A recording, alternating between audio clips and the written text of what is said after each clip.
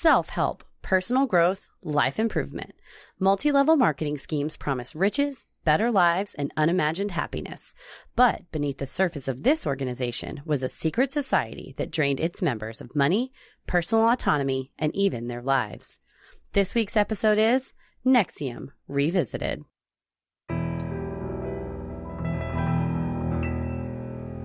A bump in the night, your heart fills with dread.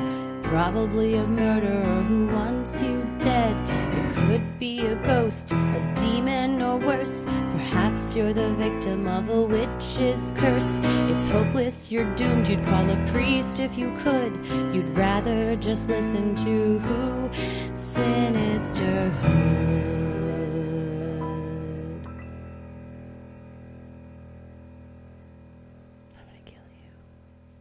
So back in the day, Yes. we talked about this cult. Correct. This sex cult. I mean, technically, it's a sex cult.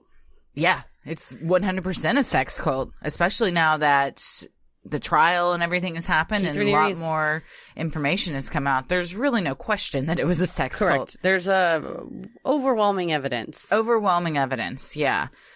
Well, we talked about this one. It's in the Disney vault now. Way back when we didn't know what the hell we were doing. No, it sounded like we climbed into a tin can and just shouted. Yep. No organization, no outline, just a lot of echoes. How far we've come. You know, even what? Going back and looking at the outline, I'm using air quotes, from that episode, I texted you and I was like, this is trash.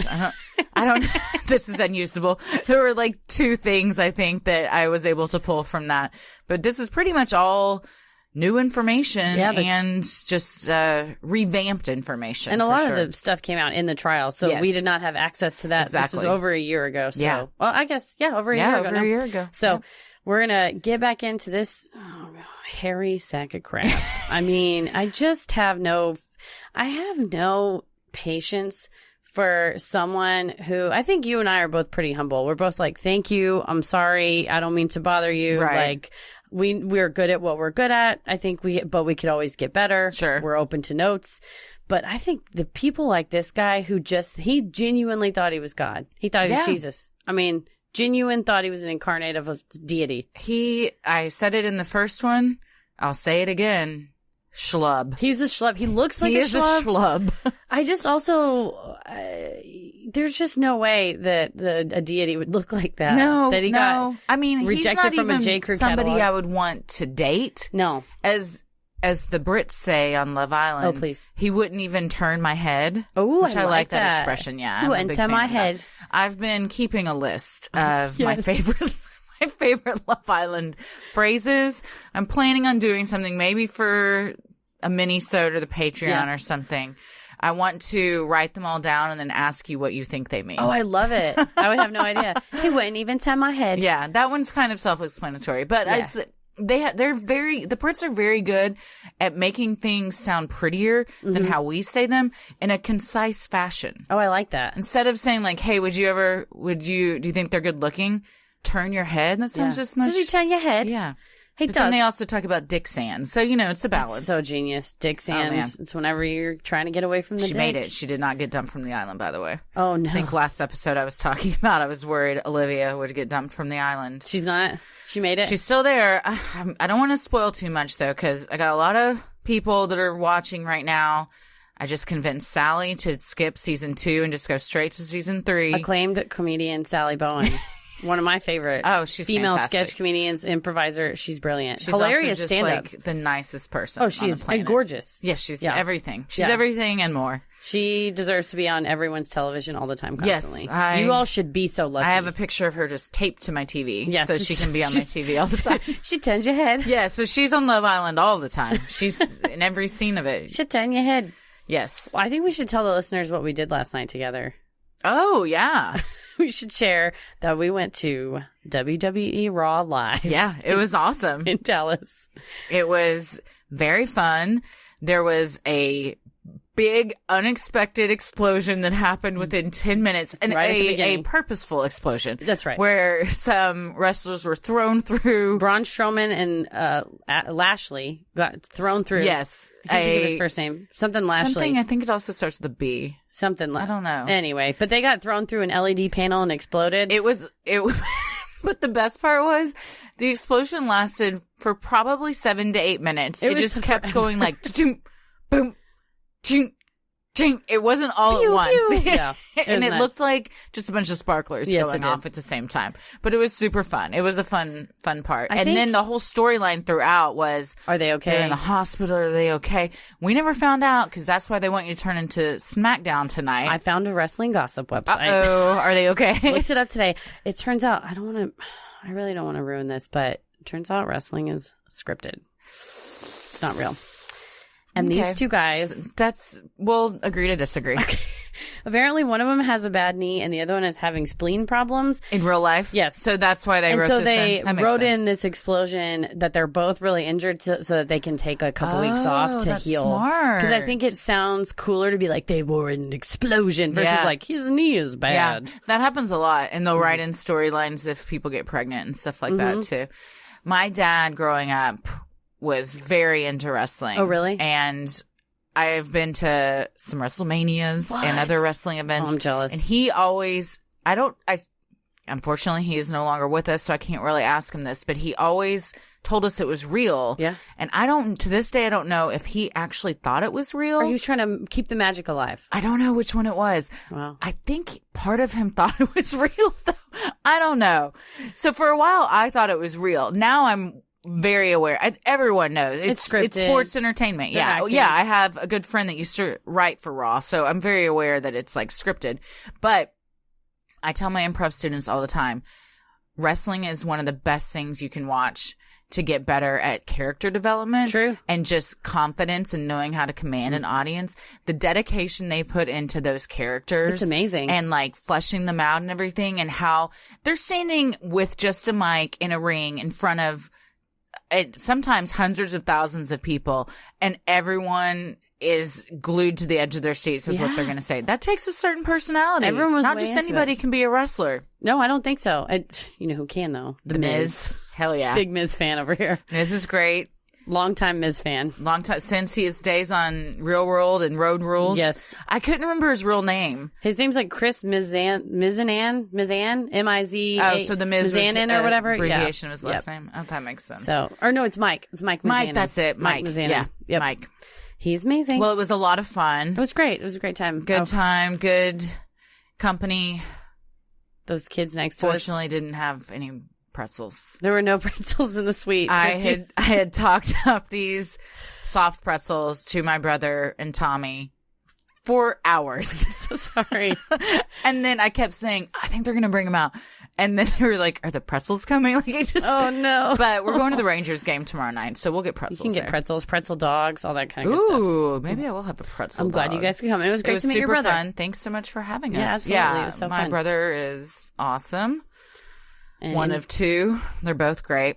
they're both. I don't have favorites. Are you in the middle or are you oldest? I'm the oldest. Okay. This is the middle one that's in town currently. Excellent. Yeah. So that is what we did. It was super fun. You know what's not super fun? You getting roped into a sex cult. Yeah, really, not just a sex cult. Getting roped into any multi-level marketing thing chaps my hide. Well, I'm never one to get roped into multi-level marketing things like selling stuff because I know I don't have the motivation to like buy a bunch Will of. you buy it if your friend is selling it? Rarely. Because I get real tossed if someone that I am friends with tries to sell me some shit like gets- nail wraps or it's pills or whatever it is. Anything. Like, I don't want to buy Juice. this crap. Yeah. And it's I have a person that I went to high school with on Facebook who is clearly selling, I figured it out somehow. I don't know how, it's like Optimum Coaching. It's some kind of like weight loss coaching. Oh, But yeah. I can tell she has these very clickbaity Facebook posts that's like, it's Friday. Tell me what fun things you're going to do on Friday. I'm so excited. I'm going to wear a bikini because I lost weight. Oh, good for you. DM me for information. You know what? You don't have to lose weight to wear a bikini. No, just everybody's That's a beach what body. I want to send me an invite to this. And I'm just going to troll this page and just put like body positive comments for people that can be whatever size they want and still wear bikinis. It's very clickbaity though. DM me to see how I did it and to try to like suck you in. But I was going to say, I don't think I'm not going to buy her coaching or whatever. Yeah. I'm not going to buy pink juice or whatever people are selling. But I will say, I have fallen into the self-help book trap.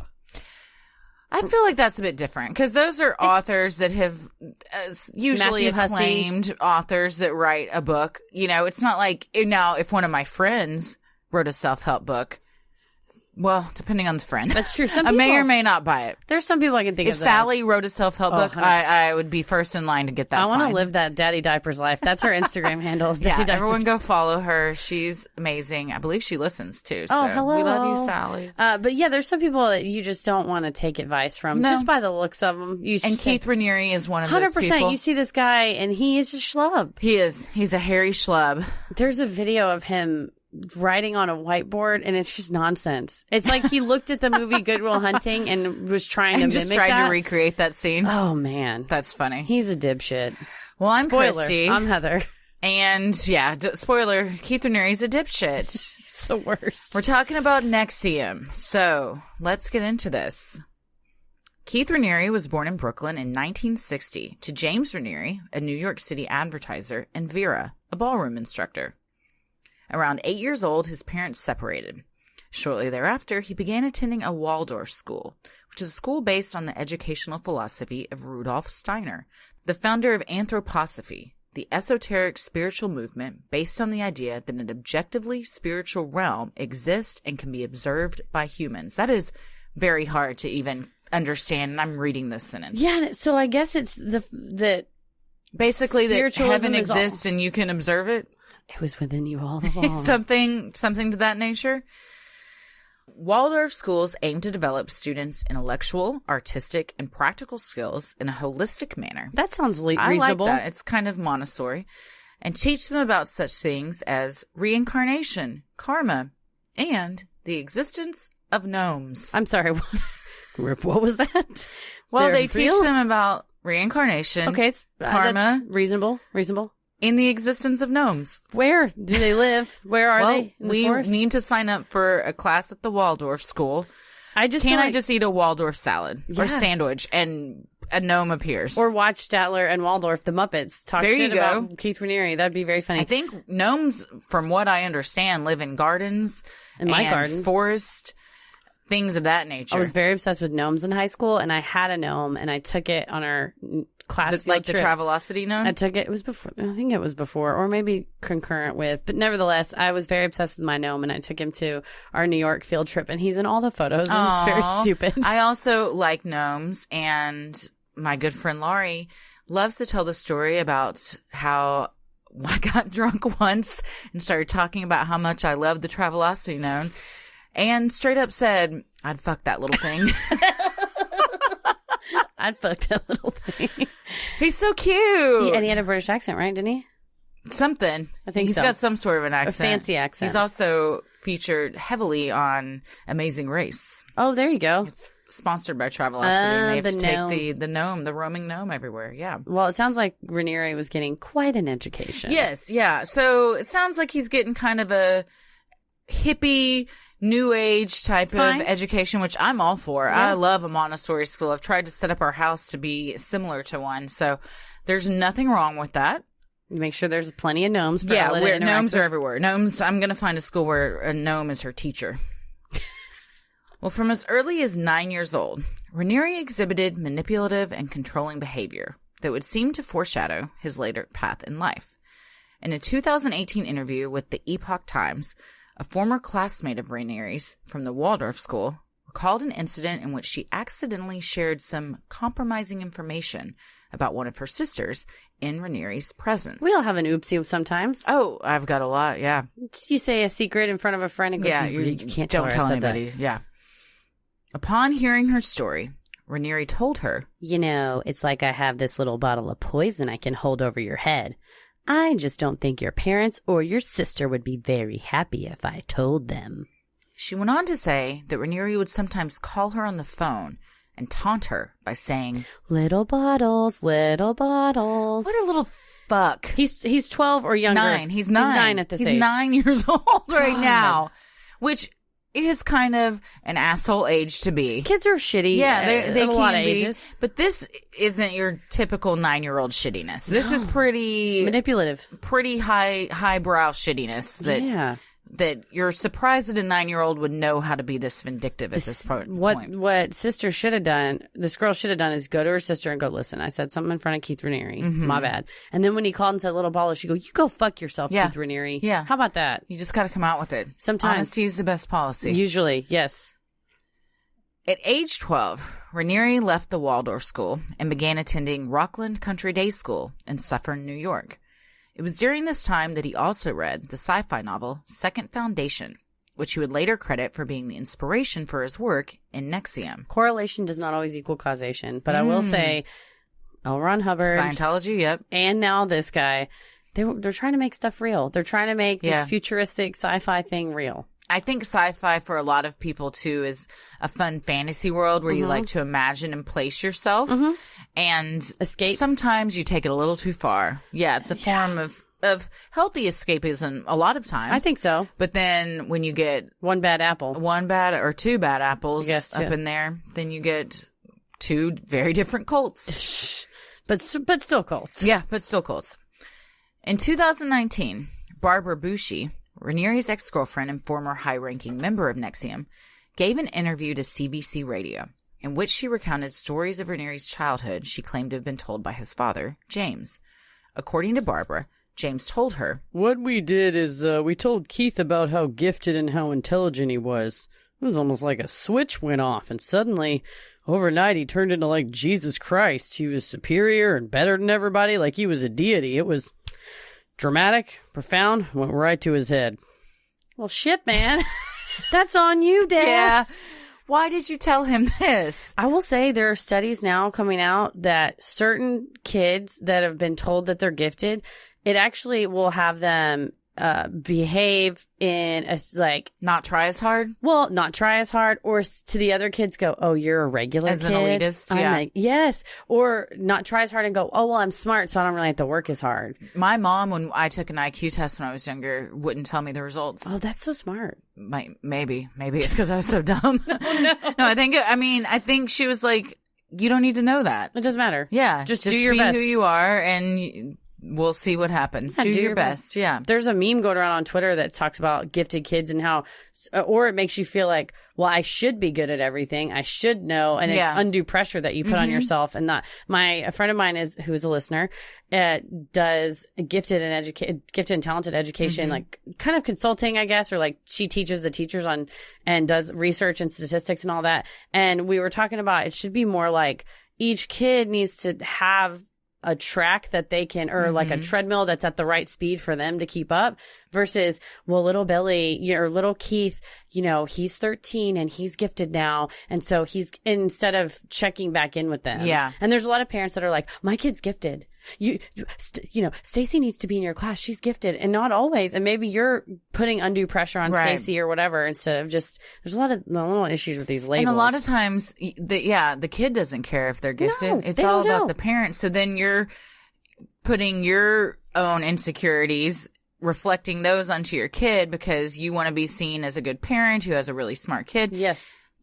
You know what? You can be a great parent and have a kid that is average. Is just in regular class. Well, also, there's nothing wrong with that. People are good at different things, right? And so you may have a kid that's like fine in English and fine in math, but can take a car engine apart or whatever. Or like okay in English, okay in math, and can paint a beautiful picture. Didn't Einstein flunk out of school? I think so. There's been a ton of like brilliant minds that did not do well in school. And a lot of time it's because they don't do well in confined environments where I do terrible at standardized testing. Yeah.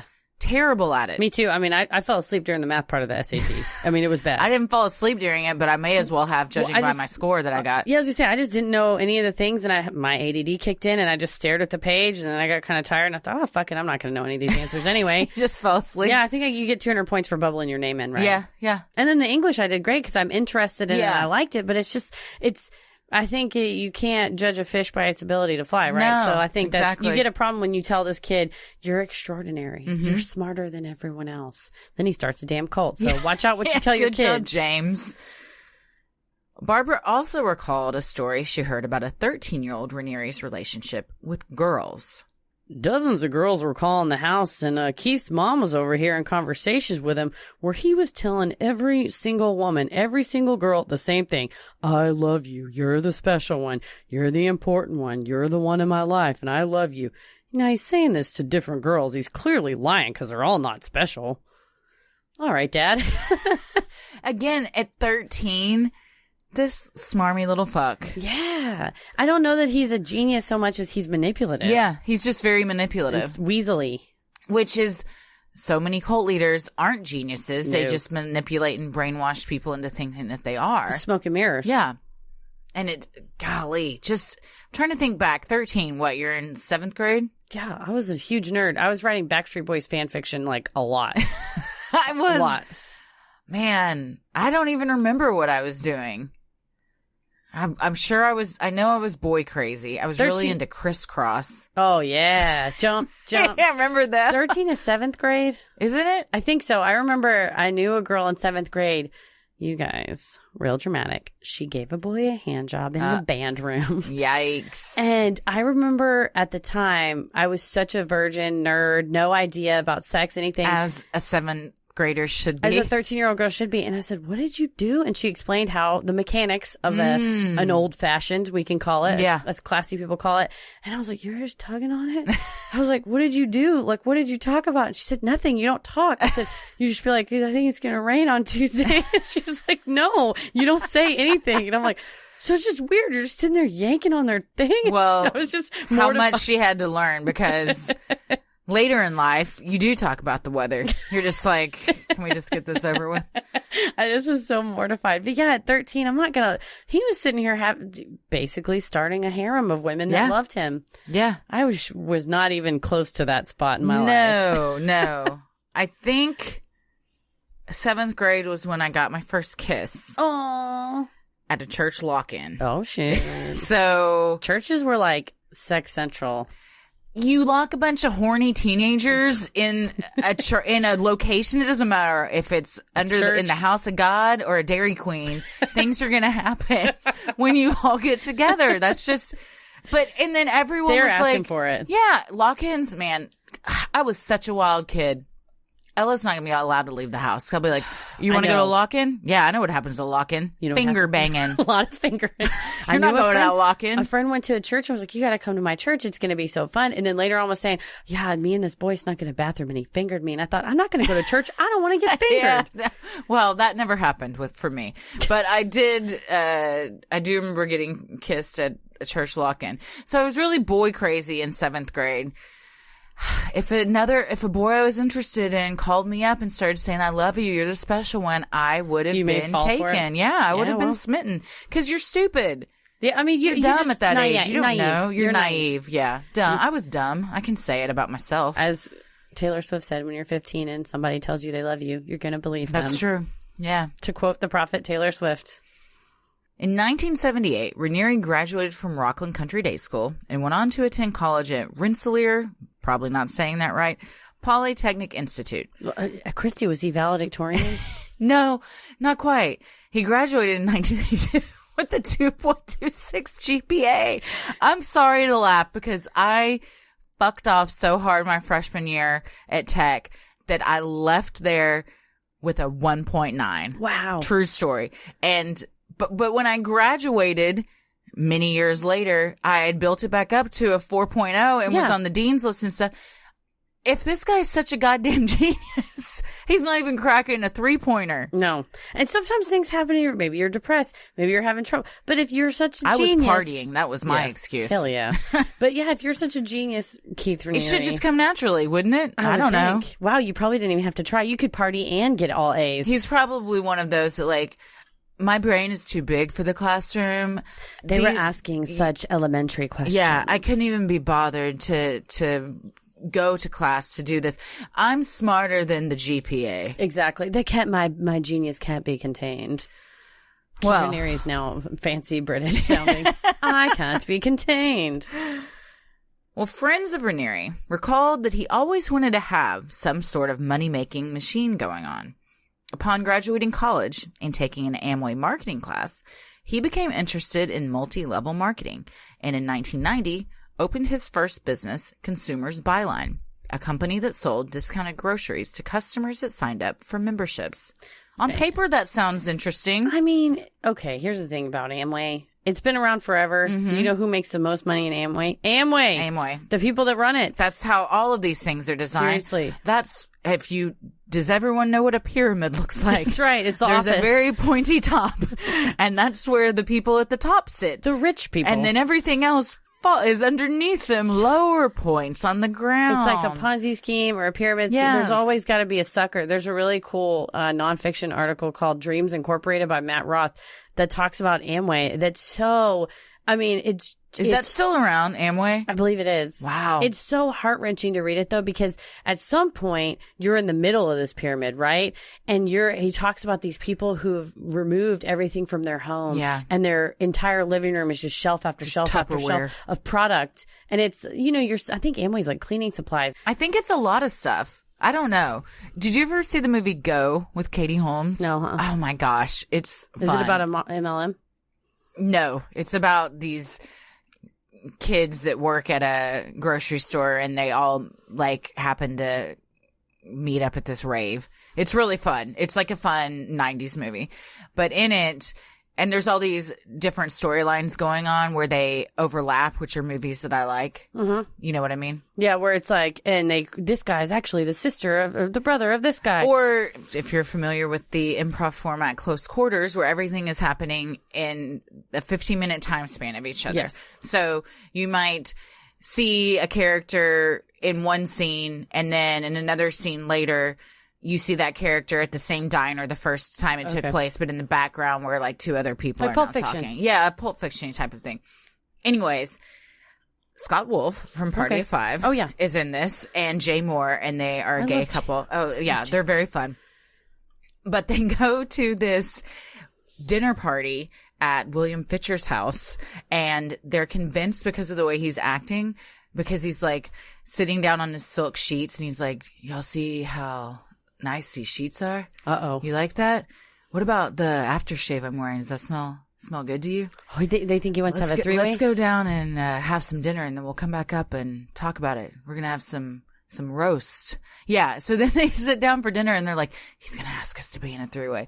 And then he busts out Amway stuff. And the whole time he's just been trying to sell him Amway, which is arguably worse than being asked to be in a three-way. Yeah, I would much rather he has to be in a three-way. Especially if it's Scott Wolf and Jay Moore. Yeah. But I always think of that whenever I think of Amway, because you like their whole house, everything is from Amway. But it's the sheets, the cologne. So I think they sell a little bit of everything. It's almost like a Walmart or Costco or a grocery store, kind of like Consumers Byline, I imagine. He's trying to jump on that Amway train. Yeah, so that would make sense if he took an Amway marketing class, that he does something kind of similar but different afterwards. Tries to take advantage. Well, that same year, Raniere began a sexual relationship with the 12-year-old daughter. I'm going to repeat that. Oh. He's 24, the 12-year-old daughter of one of his Consumer Byline employees. This was not the first time Raniere had committed statutory rape. So he's a schlub, he's a shithead. And he's or dipshit, I'm sorry. Molester and a predator. He's a sexual sex predator. Yeah. Great. He's a child molester and a sex predator. Great. It just keeps, the hits keep coming with old Raniere. He's ticking all the boxes. He's a real piece of work. 6 years earlier, Raniere had also been involved with two different underage girls named Gina, both 15. One of the girls, Gina Hutchinson, had been told by Raniere that she was a reincarnated Buddhist goddess. He then convinced her to drop out of high school and work for him at Consumers Byline. You can't blame a kid like this because, No, God, at 15, no. They're you're children. You're vulnerable. Yeah. You have a 24-year-old. I remember being 15, I would have thought a 24-year-old guy talking to me would have sent me over the moon. It's so I would funny. have felt so cool. At 13, 14, 15, I was so into the Backstreet Boys, and they were so, like, 25, How old were they at 26. the time? So, right at 10, 12 years older than me. So, they would have been... Imagine one of them... Of course, it's a Backstreet Boys celebrity. You would have died. But had it not been, and Yes. just one of them come to you, how over the moon would you have been? I That mean- a 24-year-old cool guy was talking He to said you? I'm a goddess. Yeah, exactly. What a piece of shit he is for knowing that. He's grooming. He's 24. This girl's little less than half his age. And he's preying on, he knows this is going to. He's grooming her. Yeah, it's just disgusting. Well, in 1993, just 3 years after launching Consumers Byline, Ranieri's business was investigated by 20 different states and was eventually shut down after the state attorney general of New York found it to be a pyramid scheme. Yeah, he was committing all kinds of stuff. So is it illegal to have a pyramid scheme? If I'm remembering correctly, the way that you bought into Consumers Byline, you paid a fee and it was a little almost like a franchising agreement, kind of, but the way that it was set up that you got a piece of his top line action, the attorney general in New York decided that was a security. Okay. And so he's selling unregistered securities. Oh. So he was busted for basically securities fraud on a state level.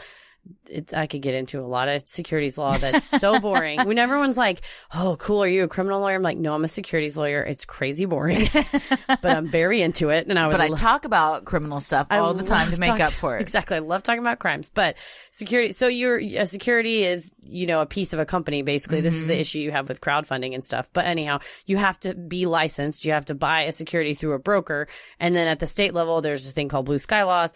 And that's what allows states to regulate the sale of securities in their jurisdiction. Gotcha. And so he basically, what he was selling was like a piece of Consumer Byline. I'm using air quotes.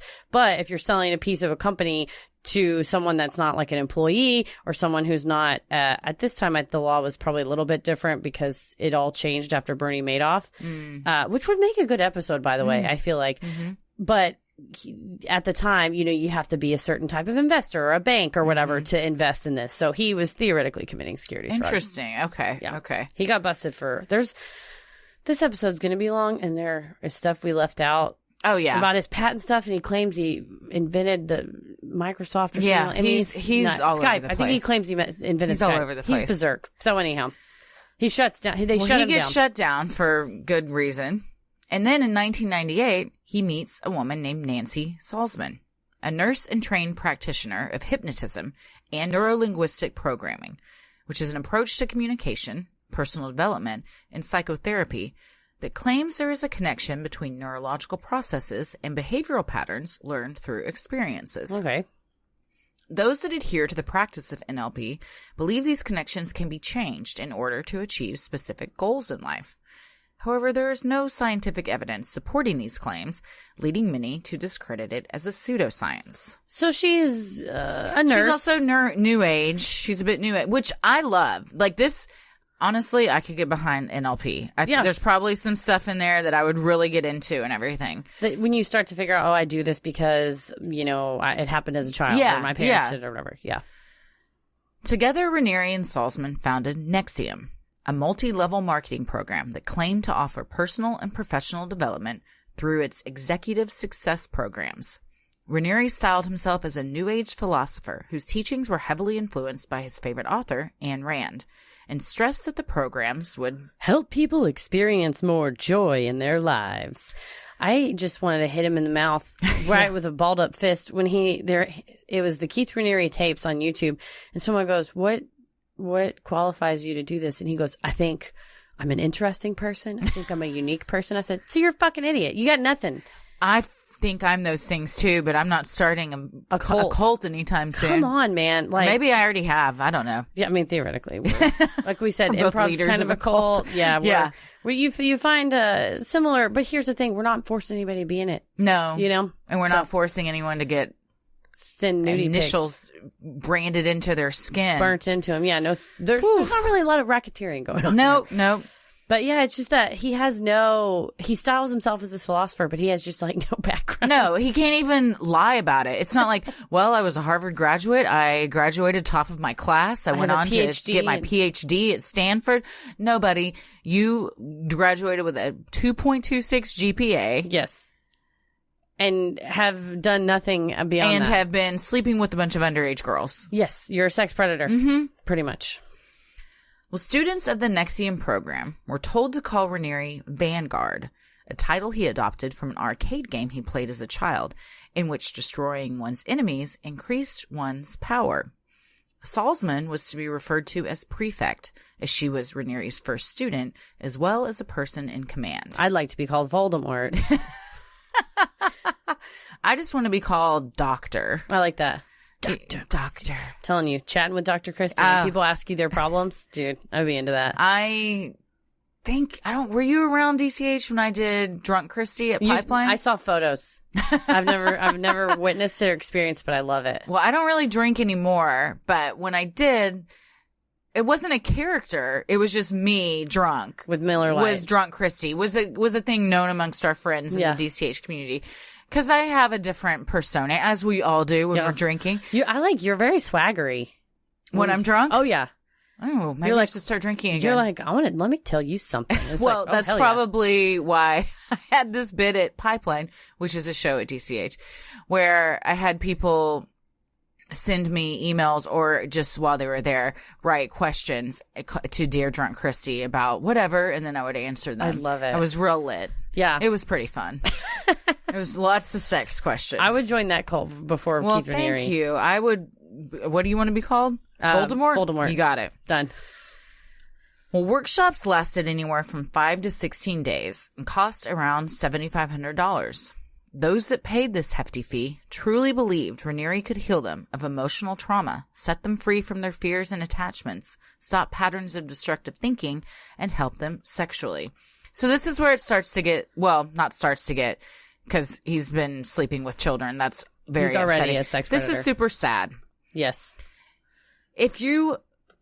Most people don't just have $7,500 lying around to just spend on a workshop for 2 weeks. Correct. They are putting second mortgages on their homes. They're selling things. They're going without food, perhaps, because they honestly believe it's going to help.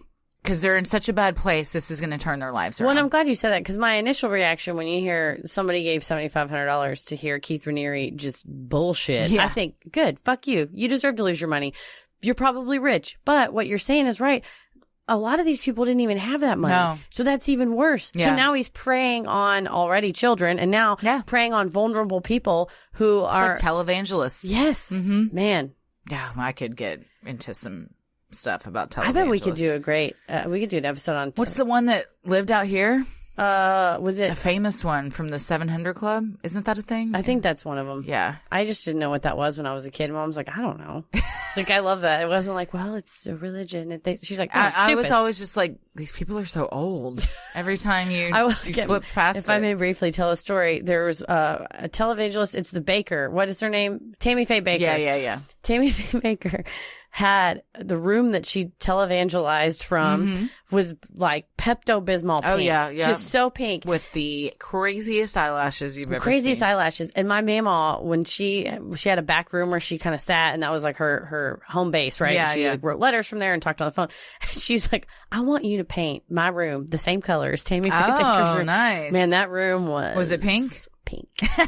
Oh yeah, my uncle's uncle's like proselytizing from back there. Although, if now that I'm an adult, I miss my mama for a lot of reasons. But God, I could have turned a camera on her, and she would give you the what for. Man, she would not hold back. God. Well, you're following in her footsteps. I guess so. NXIVM's training was a trade secret. That is information that is not generally known to the public. Confers economic benefit on its holder because the information is not publicly known, and where the holder makes efforts to maintain its secrecy. Members were also made to sign non-disclosure agreements. Yeah, the thing about Those are some red flags. You know, I think he filed for a patent for like a 7-step program or something. But I think the problem is filing for stuff, it becomes public record. There's trade secret laws that by their very nature, like you said, if he takes steps to maintain it or whatever, it's a trade secret. But I don't know that arguably bullshit is trade secret. I don't know. Maybe it is. We'd all be trademarking our shit if it was. That's right. Instead of TM, it's a BM. This is the kind. Keith, Can we just acknowge that? Yeah, joke for a BM. second? Let's Yeah, do okay. BM. Bullshit mark. It's a But bull also mark. because it's shit and it's a BM. Oh God, it's so good on so many Jokes are levels. funnier when you have to explain them. If there's anything I've learned as my time as a comedian, it's that. I have straight up during an improv set You're like, everyone before, stop. if people haven't laughed, been like, I'm going to explain why that's funny. You know what's great about what I just did? I got a lot of reasons. But I think Keith Raniere is like the people on Reddit that give legal advice that are like, Oh, I'm yes. not a lawyer, but. Yeah. And it's like, well, okay. then stop right there. Yeah, he knows just enough to be dangerous. Of like, oh, it's a trade secret, with ergo you must sign. He's I read would- just enough Wikipedia pages for people to buy into his bullshit. Huge asshole. Well, at the time, all of that meant that no one on the outside knew what was going on behind closed doors. However, testimony at the recent trials have shown a light on the horrid manipulation and abuse that members endured. Over 16,000 people throughout the U.S., Canada, and Mexico took classes titled things like Rules and Rituals and Civilization and Human Pain. Classes would last approximately 17 hours each day, with attendees getting very little sleep, leading some participants to experience hallucinations. Oftentimes, these hallucinations were interpreted by students as spiritual breakthroughs. However, the more likely scenario was that they were just sleep-deprived and exhausted. And hungry, and you start to get loopy. Yeah, you start to lose it for sure. So I think that's, I don't think. That is a cult tactic. Oh, that's absolutely, used, yes. is keeping You're people breaking them down. You're breaking them down to build them back up. You want to be seen as the one that here. get there at their most exhausted, their lowest point, And they'll then say you're anything. there to bring them back up and make everything better. And, yeah. Well, and it's like coerced confessions, Yeah, I was too. just about to say that. Yes, So exactly. you starve somebody and keep them awake Yeah. and stuff. So, I don't know. He's just... Yeah, he's a doozy. Yeah, manipulation. He's all got the a way. Golden Juice Award. Yes. That's for sure. Attendees were also made to recite a 12-point mission statement each day that had been written by Raniere, which included such declarations as, There are no ultimate victims. Therefore, I will not choose to be a victim. which is a very entitled thing to say. It's a real shitty thing Yeah. to say, I think. And these 12 points, the NDAs they had him sign were like, you can't say anything about NXIVM at all whatsoever. And a court did rule like the 12 points, certain specific training manuals you couldn't reveal, but generally they're allowed to sort of talk about it. And Yeah. so people come out and go, yeah, they made me say all It'd be this like stuff. if we made people in the training program at DCH be like, you cannot talk about anything you've learned in your Or night. You're like, else. so I can't like tell my friends how awesome this is Yeah. and like tell them what I'm learning and No, stuff. they have to come and do it themselves. It's insanity. He's nuts. Students were also expected to bow to those in high-ranking positions, I'm not doing that. perform a secret handshake when greeting other members, and wear colored sashes to show their rank within the program. Okay. I will say, I'm dating a person that was in a fraternity.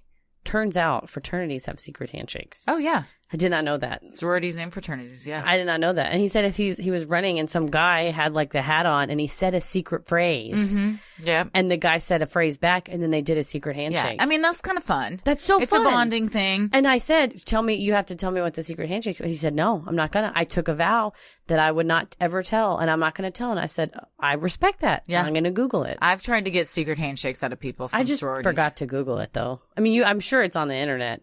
Someone's probably leaked it somewhere. That's what he said. He goes, you can Google it. I'm just not going to be the well, one that's to tell nice. you. He doesn't That's want what I it on said. his conscience. That's so nice. But yeah, that's so part of this. It is very much a fraternal organization. Yes, and it sort of makes you feel part of a whole. And, Yes, definitely. And included and Yeah. accepted. And everyone likes a secret. Yes. You've got something to share with each other. You feel like a sisterhood or a brotherhood there. Yeah. Everyone does like a secret. Yeah, everybody likes a secret. Well, Raniere's teachings were misogynistic, preaching that men were the protectors while women were weak, narcissistic, and self-absorbed. Sounds like Raniere's weak, narcissistic, and self-absorbed. When female members would eat, Raniere reportedly grunted like a pig. One former member, Sylvie, testified, I really felt like I started to hate the fact that I was a woman. Man. What an ass. Oh, yeah. He grunted like a pig. He liked women skinny. And we'll get into just how skinny in a minute. He's, from top to bottom shitty. Yeah, he's a top to bottom shit. In hindsight, it might seem obvious that Raniere was preying upon the vulnerabilities of these unsuspecting women and manipulating and brainwashing them. But for the victims of cults such as these, that kind of clarity often isn't possible, and the damaging and false narrative being fed to them becomes too much to bear. It really does become all-consuming. Yeah. Gina Hutchinson was one of Raniere's earliest victims, being coerced into a sexual relationship with a 24-year-old Raniere when she was a mere 15. After dropping out of high school and working for Raniere, she then went on to join NXIVM and Raniere's harem. In the beginning, Gina felt honored to be chosen by Raniere, wanting nothing more than to please him. Her sister reported that the family even thought the two would get married. But the honeymoon phase soon ended, and Raniere's demands that Gina remain monogamous, while he slept with tons of women, didn't sit well with her. She longed to go on dates with other men, and perhaps even find a husband. You're 15 and now the years are passing and you think, I've been roped into something that I'm not comfortable with anymore. But she's starting to get some clarity. Especially he had her drop out of high school. Yeah. To really keep She her. lost so much of her life. So much. When Gina began to see another man and attempted to leave the harem, Raniere became upset and told her that her chances for nirvana in this lifetime were shattered, and that she would have to be born again since she had ruined her current life by betraying her vanguard. Shortly after, on October 9th, 2002, Gina went to the park of a nearby Buddhist monastery and tragically took her own life. That's heartbreaking. He manipulated this person into thinking there was no way out except for to die. Yeah. She probably thought she would die, be born again, and then she would have a chance at nirvana. And another chance. And it's a child. She's 15. He's groomed her and he's kept her. There's just no. He's been brainwashing her for years. Years and years, yes. Kristen Snyder was a 35-year-old environmental consultant in search of a change. In November 2002, she enrolled in the 16-day course held in Anchorage, Alaska, led by Nancy Salzman. Upon completing the course, Kristen was hooked, and in January of 2003, traveled to New York to meet with Raniere, with whom she immediately became enamored. When her trip ended and she returned back home to Alaska, family members became concerned. Kristen was sleep-deprived, and according to her family, had come to believe she was responsible for the Columbia shuttle disaster. Who told her that? Keith Raniere? Nancy Salzman? I'm assuming because she was an environmental consultant, something within her line of work. Oh. And what she started, these false realizations she started to have in this course somehow led her to believe that the work she had done was responsible for the Columbia disaster. Somehow. Confident NXIVM was already changing her life for the better. Kristen decided to sign up for a second 16-day session and shelled out another $7,000. This time she was also accompanied by her partner Heidi. On the 10th day of classes, according to Heidi, Kristen began to talk about suicide. When Heidi expressed her concern to the NXIVM instructor, she was told not to take her to a hospital. Okay. This is when you start getting negligent. Yeah. Oh, 100%. Or responsible, liable. Yeah. On February 6, 2003, Kristen was last seen leaving the NXIVM seminar. 2 days later, police recovered a note that read, I attended a course called Executive Success Programs based out of Anchorage, Alaska and Albany, New York. I was brainwashed and my emotional center of the brain was killed/turned off. I still have feeling in my external skin, but my internal organs are rotting.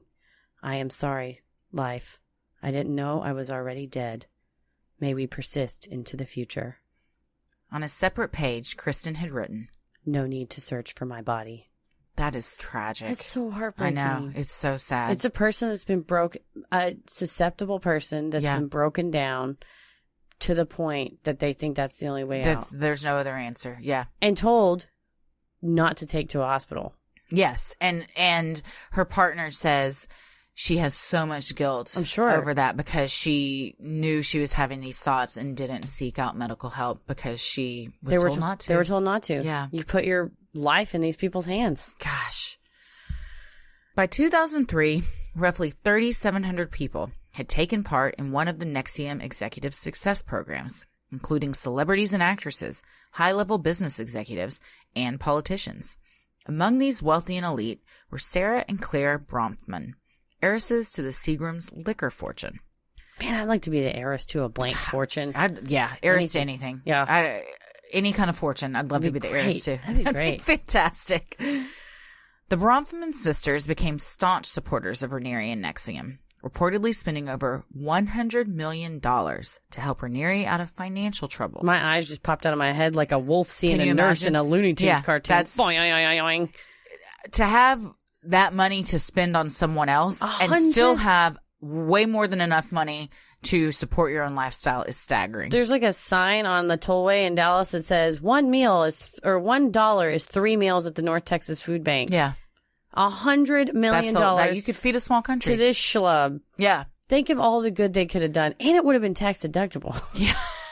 Was it tax deductible with him? I don't know. It was a profit. Like it was for profit. The success program. Oh, that's true. Yeah. Yeah, okay, they weren't a charity or a religion. That's the thing at the end of this day was marketing. This was executive success training program. Well, their loyalty and financial contributions quickly propelled them to high-ranking officials within the organization and members of Raniere's inner circle. It seems like to be at the top of Raniere's inner circle is just a willingness to have sex with him and a checkbook. Yeah, yeah. And we haven't really we talked about Gina and the harem. We'll get more into just what exactly all that entailed. It's pretty bad. It's pretty egregious. At the insistence of his daughters, Edgar Bronfman Sr. also took a $10,000 VIP course taught by Nancy Salzman. However, in a 2003 Forbes interview about Raniere, Edgar stated that he thought NXIVM was a cult, making him public enemy number one with Raniere and his followers. Sadly, Bronfman died in 2013, still estranged from his daughters over their differing beliefs. I mean, at least he's like, fuck it, this is a cult. He called him out. And that's what cults do. They tear families apart. Truly. And this man passed away. And now his daughters are out of it and realize how awful it was. And they lost that time with their dad. How sad that they can't go back and get that time back. And Edgar Bronfman and I think Chuck Schumer were two of the people that Raniere considered enemies. Oh, yes. Bad guys. We got to dig up what we can on them.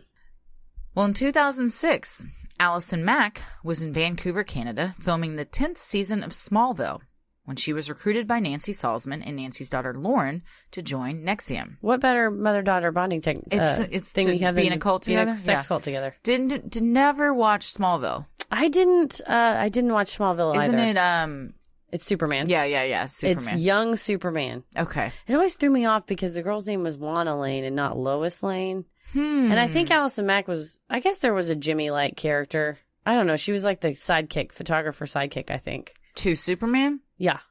I don't know much about the Superman story. Well, that's not true.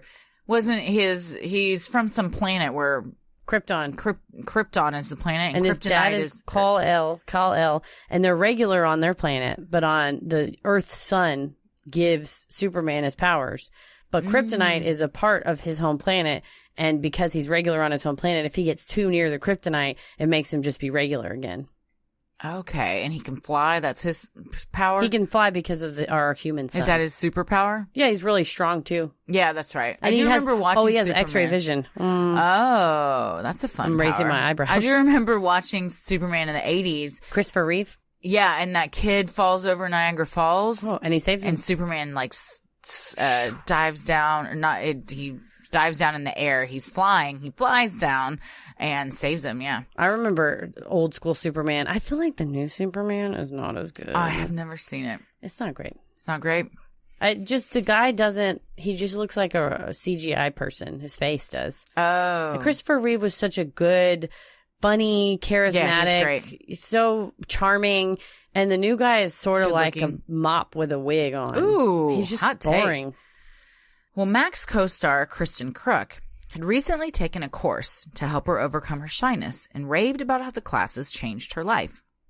Intrigued and eager for her own change, Mac agreed to see what it was all about and attended a 2-day conference in Vancouver. The conference Mac attended was for a subgroup within NXIVM called Jeunesse, which claimed to be for women that wanted to take self-improvement courses on female empowerment. Well, that all sounds great. What better person to teach that than a man? Than a male sex predator. Yeah, that's exactly who you want to be in charge.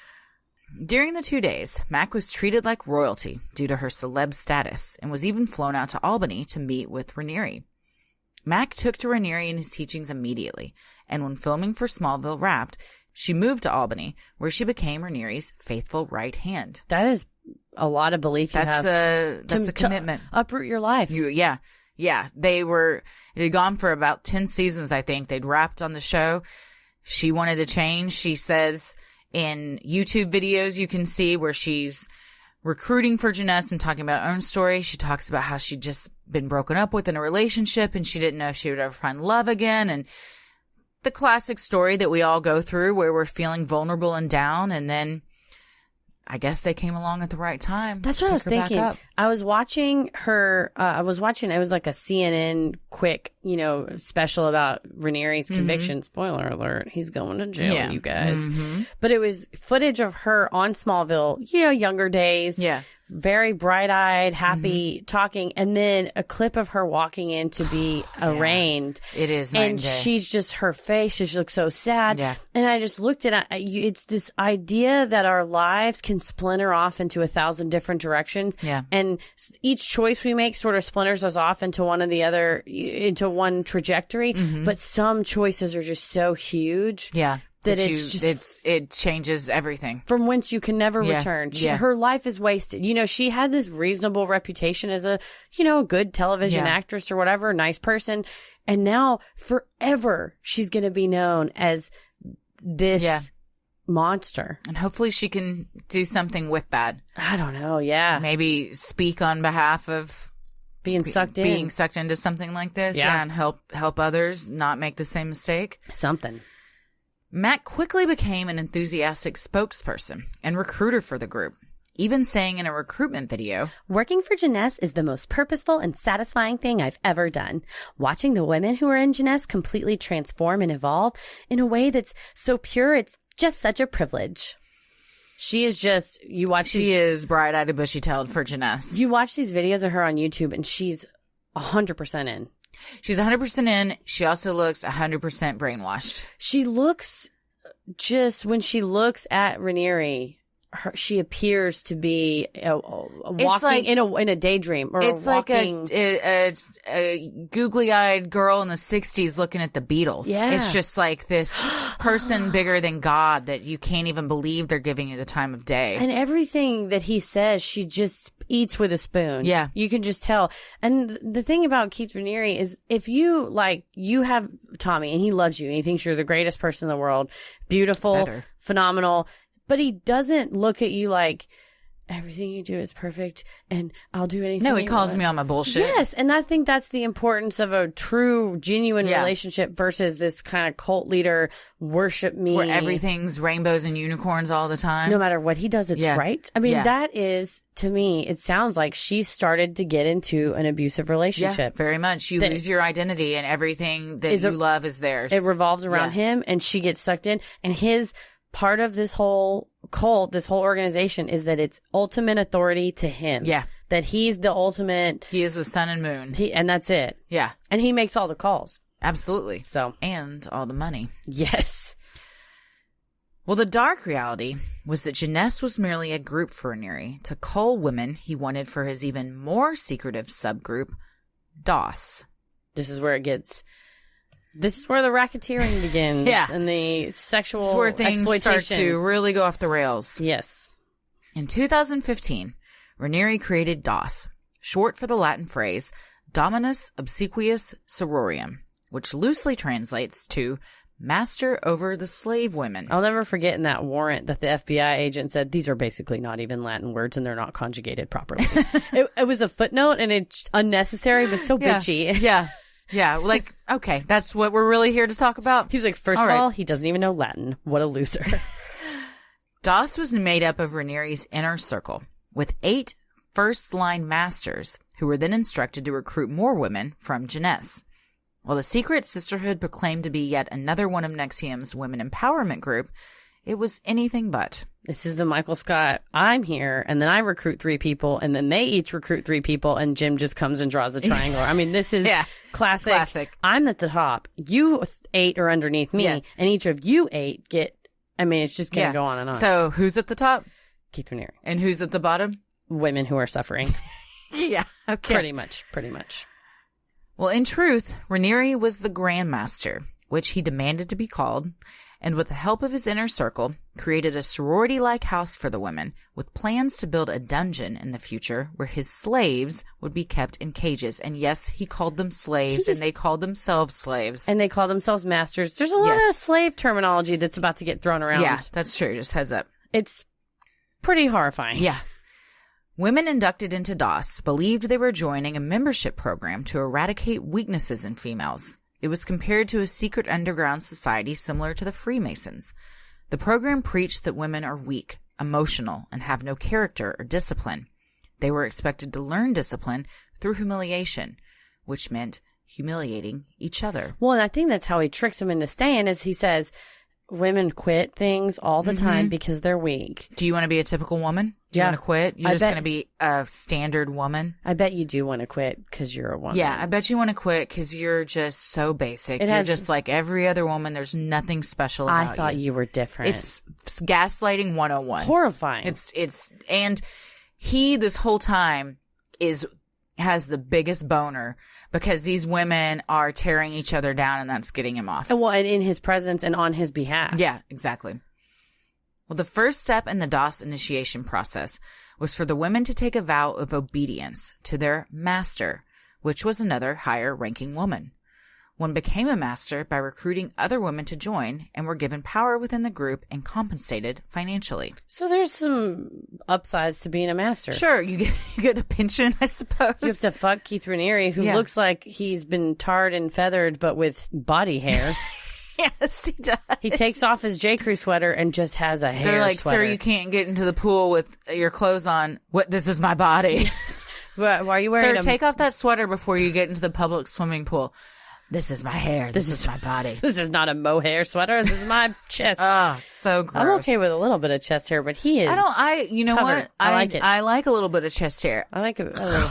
This ain't a little bit of chest hair. This is an excess. This is in excess. Yeah. This is a Phil Donahue episode of just about his hair. About what's wrong with this man. Well, the slaves were expected to be on call to their masters 24/7 and were even made to perform regular readiness drills. They were required to perform acts of care and pay tribute to their masters by doing tasks such as bringing them coffee, cleaning their houses. The understanding among DOS members was that acts of care provided by a master slave should ultimately amount to the master having the work of at least one full-time employee. So this is forced labor. Yes, very much. This is illegal. You're not getting paid. You're not allowed to do that. And you're doing probably the work of someone that should be getting paid $45, $50K a year. Yeah. This is not an internship. No. Where you get class credit. No, they're even getting those are zero getting credits. Sometimes you actually have to pay your interns, depending on what they're doing. So this is where we start to get into the federal line. Yeah, federal crimes. One of the masters, Allison Mack, allegedly kept her slaves so sleep deprived and emaciated that they eventually stopped menstruating. She was also responsible for luring women to Raniere's bed and would groom them for sex with the Grandmaster by requiring them to adhere to extremely restrictive diets of 500 to 800 calories per day, not remove their pubic hair because that was Raniere's sexual preference, remain celibate, and forbid them from masturbating. So this is my question. Allison Mack is doing these things, presumably of her own free will. She's gaining a lot from it. She's gaining the work of several slaves, for lack of a better term, money, financial compensation. But this is this is, I guess, why cults separate people. Because if I try to pull any shit like this, my sister would just go, "What the hell is wrong with you, idiot?" Yeah, what are you doing? Well, Sarah and Claire Bronfman were sisters. I guess that's true. I don't know, but yeah, I see your point. You know, need best someone friend, like that. Everyone needs a Shannon to slap some sense into the. What are you doing? But they find people that they've just lost someone in their life. True. They've just been broken up with. They don't have someone. They're all looking for a change. Or willing to move across the country away from their Yes. families, or sometimes to another country away from Your their whole families. thing, she was on Smallville for 10 years. seasons. She had no sense of She self. didn't have anything else lined up next. Like, to her, it's like, well, what do I do now? Yeah. And she's looking for something brand new. But my question is, so yeah, that's fine. You join and it's Gen S and it's female empowerment. And yeah, maybe some of the messages are a little off. But at some point, you're telling a woman not to shave her pubic hair. You're an adult with, you're fully competent. Yeah. At what point do you have to take responsibility for your actions? And this is a question I have. I'm not blaming Allison Mack. This is my question to you as Christy and also the listener. That's a good question. This is a person who's now been charged and pled guilty or whatever. Spoiler alert. But you cross the line from. And that's fine if you want to go, whoa, hey, this DOS thing, I sounded good at first, but we're putting people in cages and we're telling them not to masturbate. This is and I'm holding people down while Keith Raniere is performing sex acts. At this point, has been so brainwashed herself that it all makes sense. Whatever he's telling her, however he is positioning it, it makes sense to her. Oh, yeah. It does make sense that we should all have to have sex with you, because to really achieve enlightenment, you know more than all of us, so we could become one with you and gain your whatever bullshit he's lying to him. She is also a victim. I totally agree, though. But just because she's a victim does not mean she's not responsible for her actions and making other people victims. And I think I'm maybe crossing over here of like morally she's maybe less culpable because she was vulnerable and she was taking it, but like legally she's competent. She's not insane. She's doesn't have a mental disease or defect. She fully and willingly participated. There are text messages and emails between them she is very much saying, I'm on board, coming up with ideas of things to do. Luring women late at night. There's a lot of evidence that she was into it. So that's where I think I struggle morally with Allison Mack, particularly because that's my question is, you're legally culpable. Yeah. And you just get this icky feeling in your stomach that my curiosity is like, when did it shift? When did she truly start? That's an interesting question. Probably only one she can answer. Yeah. And she might not even know, because I think these things it creeps up on you. And it's just so insidious. You don't even know it's happening. Yeah, it's like when you have too many shots of, Jaeger and you're like, I'm fine. And then you stand up off the bar stool and you pass out right there because it just all hits you at once. I think it just like creeps up on you and you don't even realize it's just the water slowly being turned up. And before you know it, you're drowning. You're boiling. Well, and I wonder too, like if it's confirmation bias where you say, well, I've bought in this far. Yeah.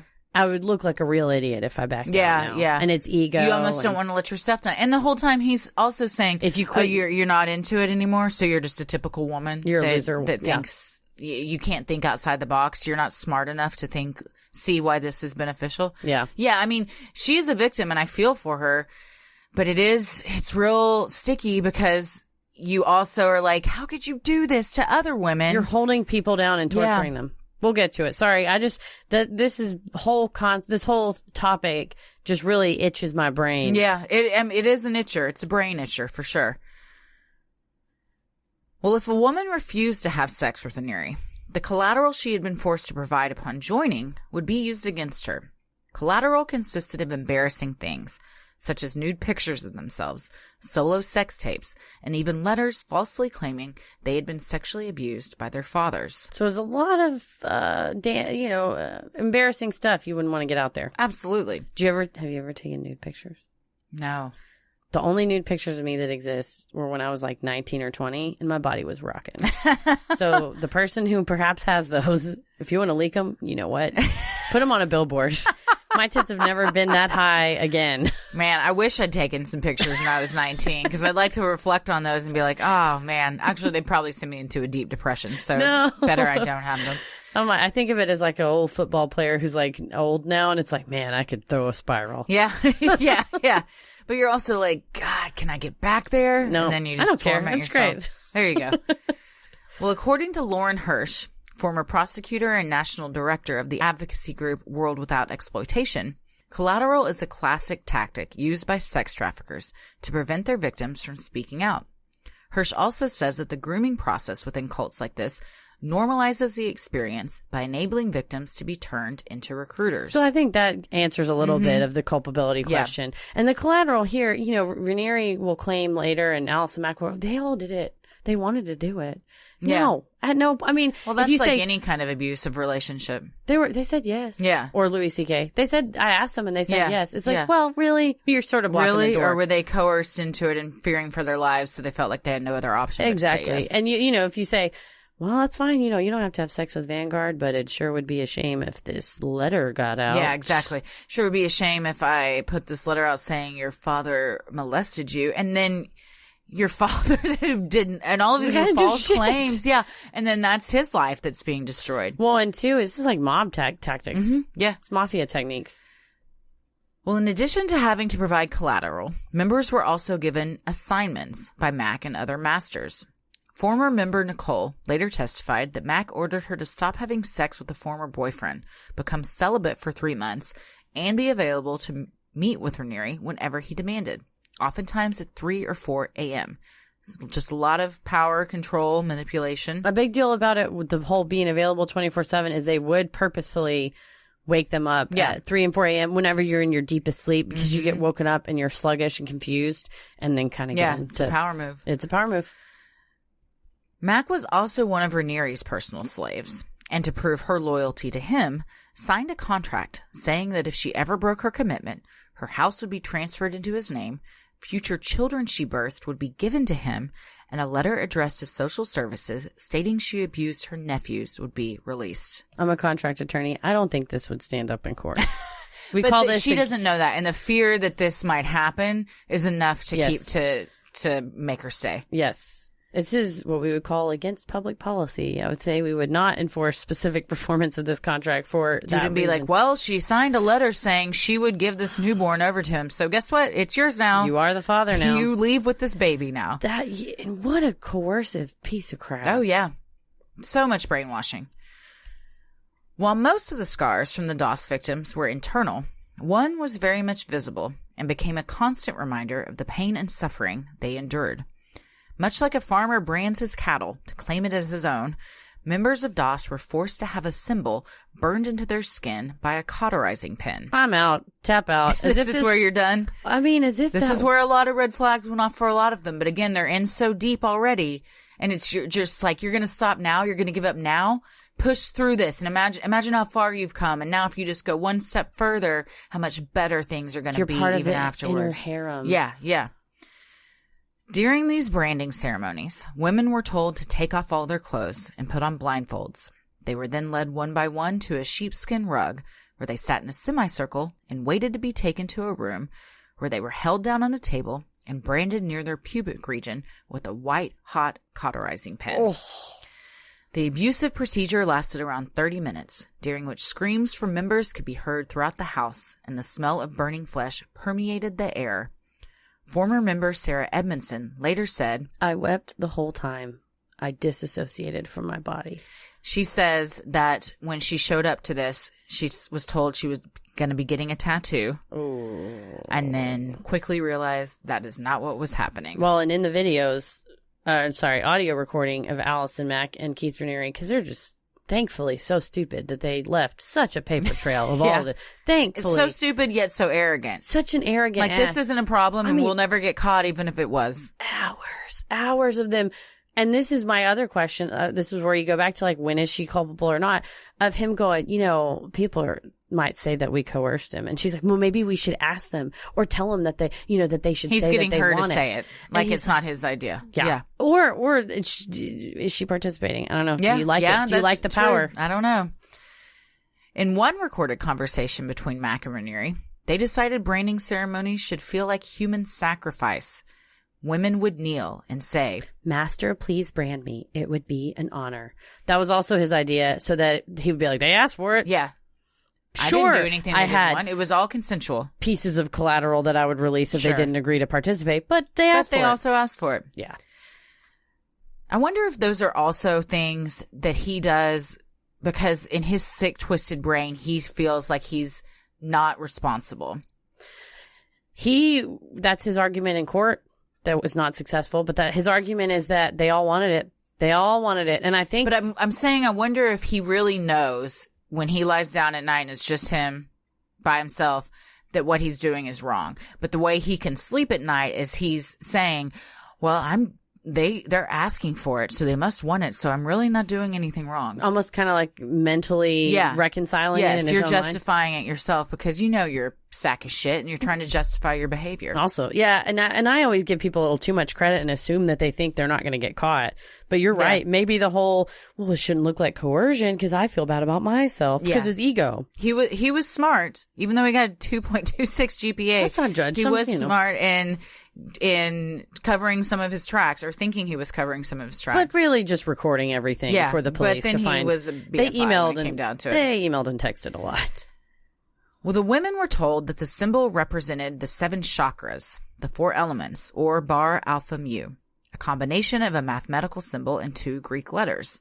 In actuality, the symbol was made up of both Ranieri's and Mac's initials. If you turn it on its side, it's very clearly KRNAM. Yes, and we will post a picture of it. It looks like a scar. It's nothing that's going to, it's not bloody. Safe for work or anything. Yeah. Yeah. But it clearly looks like their initials. Yeah. When you turn it on the side. Well, everything started to unravel for the sex cult in October 2017, when the New York Times published an article in which details of DOS began to emerge, with former members claiming they had been blackmailed, starved, branded, and forced to have sex with their leader. Fearful of the legal repercussions, Ranieri and his harem of 7 women packed up and moved to Mexico, where they took up residence in a gated community. The U.S. and Mexico actually have pretty good law enforcement relations. So that's good. Not a great place Yeah, it wasn't a great to. place for him to go. No. In February of 2018, a warrant was issued for Ranieri's arrest, and by March, authorities had located him at the Puerto Vallarta luxury villa.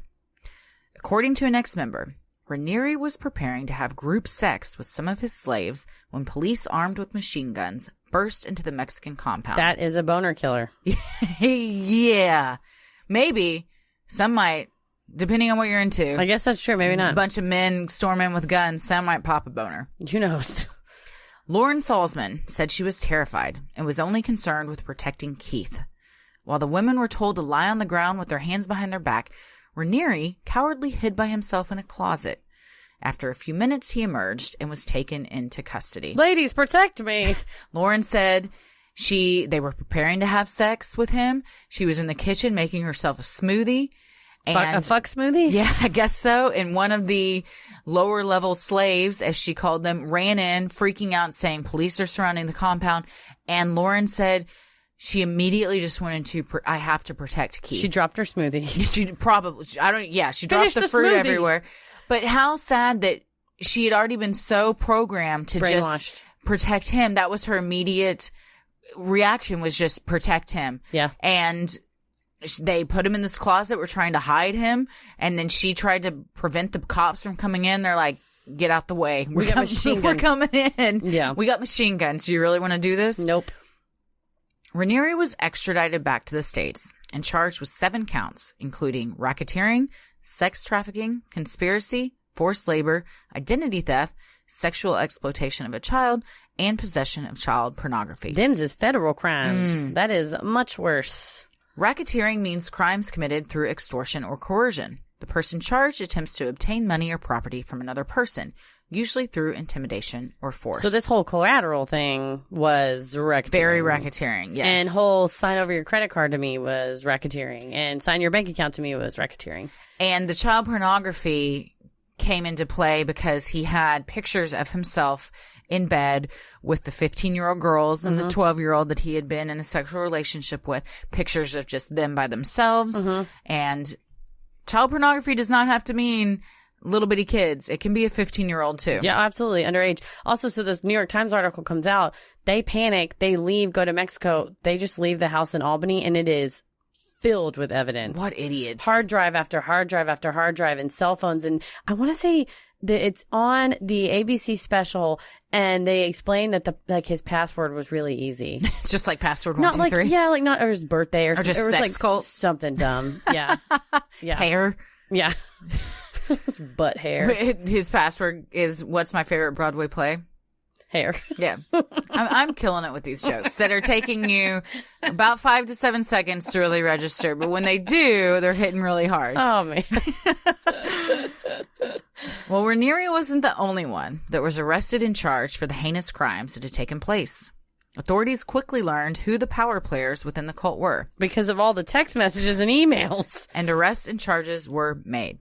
In April 2018, Allison Mack was arrested on the same charges as Raniere, and upon posting a $5 million bond, moved in with her parents where she was forced to wear an ankle monitor at all times. She had to stay in the house for over a year. That would drive me insane. Over a year. After being in a fuck cult and getting to do whatever you want, and you had slaves and stuff, now it's back to reality. Yeah, and you're with your parents, so that's kind of a... It's kind of, I mean, it could be a bummer. wake-up call. Yeah. Initially, Mack entered a plea of not guilty, but soon changed her tune and pled guilty to charges of racketeering, conspiracy, extortion, and forced labor. Because of all the text messages and emails. Yeah. She was also charged with sex trafficking, but refused to plead to that. At her plea hearing in Brooklyn, Mack sobbed and claimed, I joined NXIVM first to find purpose. I was lost and wanted to find a place, a community in which I would feel comfortable. She also said she was truly very sorry and added, I have come to the conclusion that I must take full responsibility for my conduct, and that's why I'm pleading guilty today. Also because your lawyer said, girl, you have no chance. Also because, the judges will not accept a guilty plea unless you take full responsibility for your conduct. So you have to say, I fully responsible? You can't say, I plead guilty, but I didn't really do this. I'm just pleading guilty because my lawyer... You have to say, I did this. I am responsible. I accept responsibility in order to usually get, like, a plea deal. Reminds me of that Seinfeld where Jerry wants to return the shirt. They're like, why? Spite. I don't think we take returns based on spite. All right, well, then it just didn't fit. No, you already said spite. I'm sorry. I'm sorry. You've already said spite. It's like we will not take this back unless you fully admit that there was nothing wrong or something wrong with it. You can't say spite. Yeah. Yeah, she couldn't just say, yeah, whatever. I mean, I plead guilty, whatever. It was just based on, I think at first you always plead guilty. Not guilty at first because you want to see what the other side has as they prepare for trial and go through the discovery and motions and stuff. And then I think within days they're like, you should plead guilty to this. They're only through like 4 boxes and there are 400 more. I mean, there's so much evidence against her. And the other thing was the evidence allegedly, and then some of the stuff that came out in the Raniere trial is like her sending smiley faces. That she's like excited. Oh, I'm going to bring you another slave master. I'm so excited. Smiley face emoji. Yeah. It's horrifying. Yeah. It's disgusting behavior. But then to a jury, I think it's not going to read well. Because she's not going to be a sympathetic figure to the jury. I think you're exactly right. Because you have this, like we said, we can't really glean her emotional state or her mental state, but through this evidence we have, and the evidence was that she was loving it. She was a big fan of the whole thing. She was whole hog into it and smiley face and all. And I think that was really not going to play well to a jury. They would have had to do a lot of cleanup on she was a victim. She'd been brainwashed. Correct. She probably would have had to have testified. Yes. A lot of psychologists, psychiatrists, all sorts of stuff been called. And I don't think they would have won. No. Even if they had gone through all of that. It's overwhelming how much evidence they have. Well, she's scheduled to be sentenced September 11th, 2019, and faces a maximum of 40 years in prison. What do you think is going to happen? I mean, the thing is, they don't have to play ball here. It's not like they have. Well, she took a plea deal. So she probably won't get the maximum. Yeah. But they're not going to let her off lightly. She was a sex trafficker, basically. Right. I mean, she had slave labor. And some of the people were even more vulnerable because they were undocumented, non-citizens. Yeah. And she would threaten them with deportation and things like that. So this behavior I think she'll get a few years at minimum. I think she'll probably get like 5 to 15. Yeah. And she's already served 1. She's serving time now. I mean, she may be out of jail in 3, but she's going to federal prison. Yeah. Whew. That is no walk in the park. No. Well, shortly after Raniere and Mack were arrested, federal agents raided Nancy Salzman's home, where they seized $523,000 in cash. There's always money in the Salzman house. Does she keep it in the walls? Where do you keep that much money? Yeah, you'd have to have a whole guest room dedicated to this money. God. And then you got to like spray it down like Breaking Bad style so silverfish don't get on it. Wait, what? Have you seen Breaking Bad? No, Paris and I just had this conversation. You've never seen Breaking No, Bad? but he explained the whole entire plot to me. It was very nice and helpful, so I didn't have to read it. Did or it watch take him years? Because that's how long the series was It was on. like 8 minutes. Okay, you should watch it because I'm sure he did a wonderful job explaining it, the Cliff Notes, but it's a fantastic series. One of my top 5. Okay. Maybe top 3. Ooh. But yeah, she's already know how got it ends. a ton of, yeah, that's true, but it's still worth watching. But she has an entire storage unit filled with cash, and you got to go in there and spray it with Like stuff so silverfish, so bugs don't get on it. Do they eat it? Mm-hmm. Ooh, Yeah. your money is getting eaten by bugs. Mm-hmm. That's crazy. Several months after the raid, Salzman was also arrested and charged with racketeering, conspiracy, and identity theft.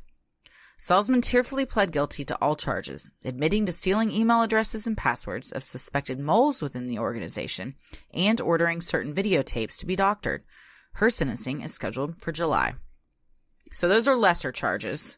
Yes. So she'll probably Maybe still get maybe a couple months or something, or maybe at least just maybe like 1 to 5 years. ankle monitor stuff. I would think more than that. Do they have to sentence them to time in jail? There are certain sentencing guidelines that the federal probation office is the one that decides. So would get appealed, I would assume. Well, I guess you can't really appeal a guilty plea, but it says in there if they did X crime, if they don't seem like they're really, they're not taking responsibility, Remorseful. they're not remorseful or whatever, then you have to. I saw a lady get 3 months in jail. She was a postal worker. She got 3 months in federal jail, federal prison for stealing a $25 Target gift card because that is like mail fraud. Like tampering, whatever. It's like tampering with the mail. And she's crying and everything. And the probation person's like, listen, I'm sorry. And this sucks. And it was a $25 gift card. But the sentencing is like minimum 3. And so you really, even if you're like, this is really a bit much for this, we have to do it because this is what the law it's says. part of the guidelines, Yeah. and there's a whole, I could talk for days about mandatory minimum sentences and how they were passed with absolutely racist motives. But there are still absent state, and that's usually for state law crimes or federal drug crimes. A lot of those have mandatory minimums that are in some places being repealed, or not followed by judges. But there are at least guidelines. Yeah. So you would say, okay, well, she's not just charged with racketeering. She's charged with racketeering and conspiracy and identity theft. And there may be multiple counts under each charge. Right. And from that, So that's they're not going to just let her out. Rack it up, yeah. Yeah, she'll, like I said, maybe 1 to 3 years, 3 to 5 years. Wow. I don't know. Well, Lauren Salzman also pleaded guilty to racketeering conspiracy charges in March and admitted she had knowing and intentionally harbored a woman named Daniela in a locked room for more than 2 years, threatening to deport her to Mexico. Yeah, again, none of these facts are very good for these defendants. No. During Ranieri's trial, Daniela testified that her entire family moved from Mexico to join NXIVM. Ranieri engaged in sexual conduct not only with Daniela and her older sister, but also with their youngest sister, who was under the age of consent. When Daniela confessed to Ranieri that she was attracted to another man, she was sentenced to 2 years of solitary confinement in a room for being prideful. This is false imprisonment. Yeah, this is straight up. Yeah. This is wild. This is like a crazy Disney plot. Oh, like you've been locked in a tower. Yeah, like you've been locked in a tower. You It's gotta wait for true. someone to come rescue you. This is a vulnerable person who's come from Mexico, who's undocumented. They're threatened to deport her. Her family's with her. Yeah. She sucked her family into this. I mean, can you just imagine how scared she is? She's terrified. Locked in a room So sad. by these monsters. Well, thankfully, Daniela's father and another family member eventually broke her out and drove her back to the Mexican border so she could escape. So that's how she had to escape, was go back across the border Basically, into her own country. run. Salzman is scheduled to be sentenced in September. Maybe they'll put mother and daughter in an adjoining Oh, cell. what a nice bonding session. Yeah, we'll both go to federal penitentiary together. In 2018, Claire Bronfman was arrested and charged with racketeering, identity theft in order to access other people's computers, encouraging and inducing illegal entry, and money laundering. She was released on $100 million bond. That is somebody that's got money and they know it. Is that why they do that? Yeah, I 'Cause mean- max was $5 million. Yes. And arguably her charges were worse. correct. But they just look at this person can afford this, so we're going to make them do it? Yeah, they usually look at, and the prosecutor will argue and say, or the U.S. attorney will argue and say, this person has unlimited wealth and resources, make them surrender their passport if you're going to go out on bond. Because what happens is if you're out on bond and you skip off, then they... To her private island that they had? Correct. They were private island money rich. Ooh! Yeah. But then you lose your bond money while they can afford to lose $100 million. Yeah. So that maybe would be $5 million would be chump change. She'd go to the private island. Yeah. Easily. Okay. Upon pleading guilty to conspiring to conceal and harbor an undocumented immigrant for financial gain and fraudulent use of identification, the Seagram's heiress added, I am truly remorseful.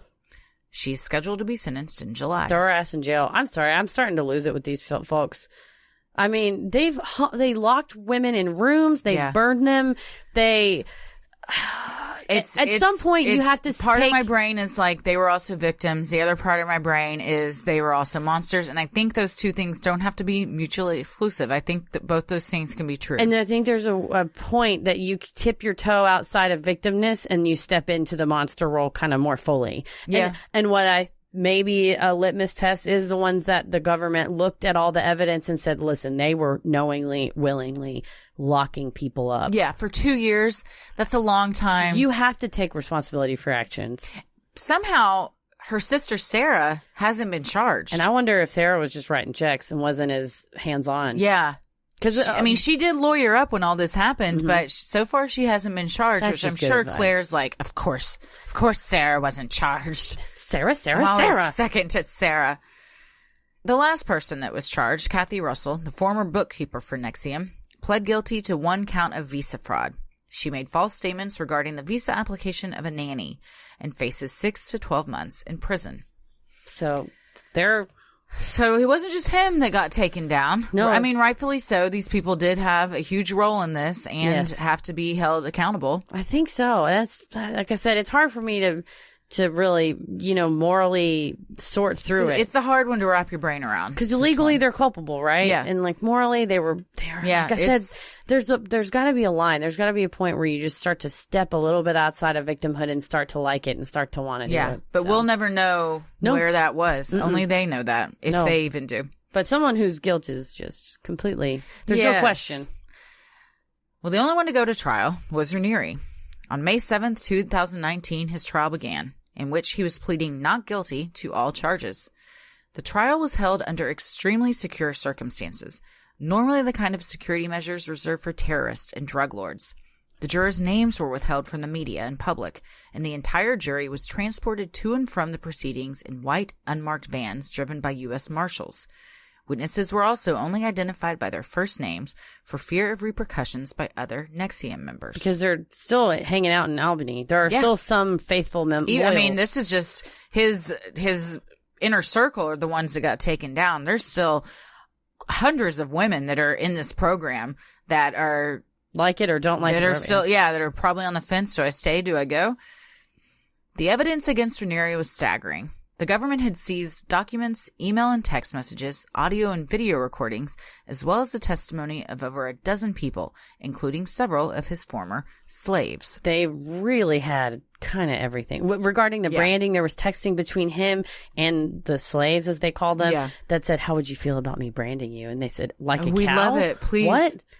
Oh, they didn't want to. She's like, what? Like a cow? Why would you do that? And it's like this. He's kind of convincing them. So, I don't know. It was a lot. And the testimony was heartbreaking for some of these women. His defense attorney argued, you might find a lot of things about him distasteful. And that Raniere's activities may seem repulsive, disgusting, and offensive, but most of them are not part of the charges. Not everything that is offensive translates to a crime. Which is true, but a lot of what he did absolutely translates to a crime. Was 100% racketeering and coercion and sexual exploitation of a minor. Absolutely. To a T. On the other hand, U.S. Attorney Richard P. Donahue argued, Raniere, who portrayed himself as a savant and a genius, was in fact a master manipulator and a huge butthole. I added that last part. Oh, I hope he said it. Your Honor, could this be on the record, please? I'd like to go on record calling Raniere a huge butthole. I read his Yahoo Yahoo messages. The majority of the trial focused on Raniere's actions as they related to Doss. During the 5th week of the trial, a former member, referred to only as Nicole, testified she had been recruited by Mac and was told that she was expected to do anything that Raniere asked, adding that Mac said, "Now go be a good slave." Ugh, gross. See, behavior like that, it seems that she should plead guilty to federal crimes and go to jail. Yeah, but she's refusing to plead guilty to that one. To the sex trafficking part. But so even though she's refusing to plead guilty to that, she can still be brought up on charges for it. If someone, I bet part of the plea deal is that they won't. Well, yeah, it said her plea deal was by pleading she wasn't going to be charged with the more egregious and damning charges. So I guess she won't be charged with it then. Yeah, unless there's some other evidence that comes out. But I think everything was kept in that house. So even if former people more came out and said all this evidence against her and wanted to sue her, they couldn't because you can civilly sue somebody all day long. Okay. This only also maybe that's what'll happen. I was gonna say, and this only applies to, and this is what other people had said whenever the arrests were first made by the federal government, that they can still potentially be brought up on state law charges for other things. So say they said specifically Allison Mack is charged with, coercion and racketeering regarding Jane Doe 12345, who the U.S. Attorney's Office defines as, 5 individuals who they know, but they're just, keeping their names secret. And some sort of evidence comes out that there were 6, 7, 8, 9, 10 that she didn't get charged for. Then theoretically, a state level county prosecutor could go, we think you raped these women. And it would be a state charge. But racketeering, coercion, sex trafficking, and the harboring, the stuff that has to do with visa and immigration, all those are federal crimes. So anything that they did that would run afoul of state crimes, and some states have like cybersecurity law stuff where if you hack somebody's email, that's a state law crime too. It's also a federal charge. But if you basically can't get charged twice for the same action. Yeah. Double jeopardy? Well, that would be charged twice in the same, charged twice in the same venue for the same action. Okay. But I think all day long they could go after him for state stuff too. So I don't think she's in the clear. Yeah. And then civilly, if they so one of the members died. Yeah. And Raniere and Mac had access to her bank account and drained $300,000 from a bank account and charged $100,000 on their credit card. I don't see why the estate couldn't go after Raniere and Mac and sue them civilly and say, you misappropriated my dead family member's funds. And I have to imagine someone's going to go after the Bronfmans. Oh, I mean, why wouldn't there's so much money to be had there. Well, they always say you can't get blood from a turnip. I think Raniere probably doesn't really have any money left. Allison Mack maybe gets Smallville residuals, but it's probably all gone to her lawyer fees. Yeah, and now the Bronfmans, man. But they've got deep pockets, like you said. Cha-ching, cash register machine. That was the cash register. Tommy's going to edit it in. Yeah. Oh, yeah. It'll be great. Well, Nicole's testimony went on to say that Raniere had blindfolded her, taken her to an unknown house, ordered her to take off her clothes, and then tied her wrists and ankles to a table. He then circled the table, asking her personal questions about her sexual history. Terrified and confused, Nicole said she tried to answer the embarrassing questions when a third party began to perform oral sex on her. So then if she is tied down and she says, don't do this, untie me, let me go, and they don't, then that's rape, and that's a state offense. So if that comes out later, then charges of rape could also be put on the table. I think so. I think it would be whatever the county is in Albany. The reason why they were tried in Brooklyn is that's where the federal court is. Gotcha. Nicole's testimony provided some of the most damning evidence to support the charge of sex trafficking, and at the end of his 6-week trial, the jury took about a half a day to convict Raniere on all counts. His sentencing will take place September 25th, 2019. He faces up to life in prison. I think he'll get a pretty hefty sentence. I don't think he'll get life, but I think he will get 30 to 50 years. Something like that. Yeah. Yeah. He's pretty terrible. Yeah, he's going to have a time of it in prison. I think so. Once they figure out he's not only this idiot cult leader, but he's got to slap He's gonna run his damn mouth and act like he owns the place. He's got a punchable face. Oh, very. It's not gonna be great for him. And then when they find out that he sexually exploited minors and kids and child pornography, that's prison code. They're gonna take him out of, he's gonna have to probably be in solitary. They'll have their way with him. Yeah. It'll be not I'm sure he'll be in solitary. They'll have to. Yeah. Well, so what do we think? Like I said, my whole... It's a hard one to wrap your head around. It's that moralistic question, Yeah. like, when does culpability take a hold? Like, when can you be absolved of the liability or culpability for your actions and your behaviors? Just because one's a victim doesn't mean that they aren't culpable. My parents hit me, so I hit my kids. Yeah. You know? My parents didn't hit me, but you know what I mean? Yeah, When yeah, people yeah. say that or Sure, whatever. sure. So, it's, the cycle of abuse or whatever. So I don't...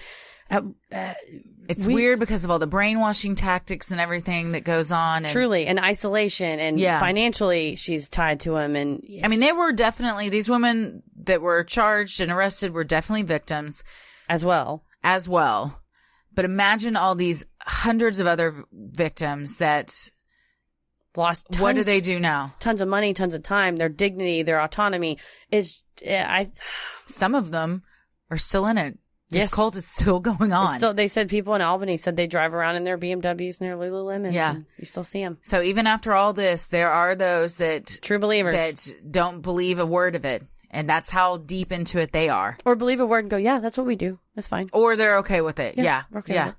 Yeah, it's tough. It is. Yeah. It'll be interesting to see the sentencings when those come out. Yeah. Probably do an update once that happens. Definitely. So who knows? Well, let us know what you guys think. Yeah, what do you think, man? When do you think culpability attaches? It's a hard moral question. I think it is. Yeah. Well, many of you have asked if we have a Patreon where you can donate to the show. We do. Our show will always remain free, but if you wish to donate to help offset the cost of making and hosting the show, you can visit Sinisterhood.com and click on Patreon in the top right corner.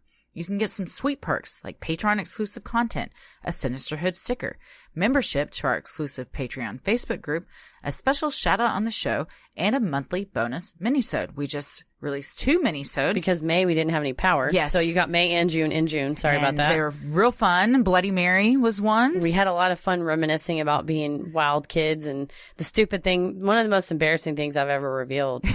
I was sweating. I was so embarrassed. I was so embarrassed to say that. We also did our top 5s, which included our top 5 scariest movies, unsolved crimes, And top 5 urban legends. Where Heather also sweat. When I recalled a scary urban legend, she straight up screamed in the middle of it. I straight up screamed. I got goosebumps and then screamed. Yeah. And I had heard it before. And we've had several patrons message saying I had to turn it off because I got so scared. It was so scary. Which I thought it was a fun episode. I didn't think it was scary, but some of the stories they're fun scary though. Well, and again, a very stupid, embarrassing urban legend, I believe, that was also very dumb and embarrassing. Oh, wow. But yours if you're was actually interested to scary. hear what those are, go to Patreon and sign up. We'd love your support. And make sure if you are a Patreon that recently signed up to stick around after our sign-offs to hear your shout out. And some of you have seen our awesome Sinisterhood merch sported by myself and Christy, as well as some of our awesome listeners. If you want your very own Sinisterhood merch, head to Sinisterhood.com and click shop in the top right corner. We have t-shirts, hoodies, long sleeve baseball tees, mugs, bags, baby clothes, all kinds of cool stuff. So if you want to look just as great as we do in our cool Sinisterhood shirts, which are just really soft and I probably wear more. Very comfy. I wear more often than I should, honestly, for Good brand. a show that I'm on. Head to Sinisterhood.com and click shop in the top right corner. Well, the best thing you can do to help us grow is like, review, and subscribe on iTunes or wherever you listen to your podcast. And please tell a friend who you think would like us to check us out. It means so much to us and really helps small podcasts like us get more exposure. You can follow us on Instagram and Twitter at SinisterhoodPod and like us on Facebook and Sinisterhood. Christy, where are you at on the computers? I am on the computers, on Instagram computers at Christy M. Wallace and on Twitter computers at Christy or GTFO. Heather? You can find me on Instagram at Heather VS The World and on Twitter at MCK VS The World. As always, the devil rules the airwaves. Keep it creepy. Hey, everybody. Thank you so much for supporting the show on Patreon. Here are your Patreon shoutouts. Jeff Garlish. Thank you, Jeff. We love you. Adrian. Angela Moreau. Dragon BB. Dana Bookstein. Liz Prince. Jen Long. Aaron. And Jill Podkoleski. Thank you so much, guys. We appreciate it so, so much. And keep your eye out for your Sinisterhood stickers, which will be in the mail soon. Keep it creepy. Sinisterhood.